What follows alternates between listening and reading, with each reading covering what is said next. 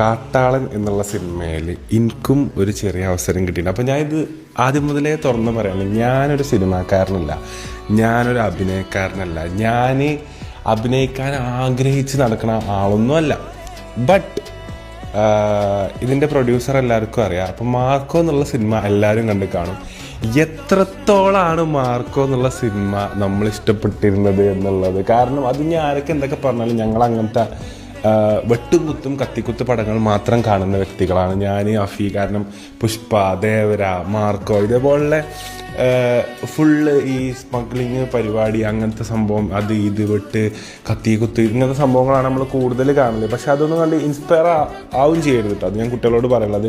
Cinema ഇപ്പം നമ്മളെ മലയാളിൻ്റെയൊക്കെ ഒരു പ്രത്യേകത എന്താ വെച്ചാൽ പരസ്യം വരെ പേഴ്സണലായിട്ട് എടുക്കാൻ തുടങ്ങും. അതായത് എന്തെങ്കിലും കണ്ടാൽ അത് പേഴ്സണലായിട്ട് ലൈഫിൽ ഒന്ന് അങ്ങനെ. സിനിമ എന്ന് പറഞ്ഞാൽ അതൊരു കലയാണ്. അതവിടെ 2.5 മണിക്കൂറിൽ തുടങ്ങുന്ന 2.5 മണിക്കൂറിൽ കഴിയുന്നു.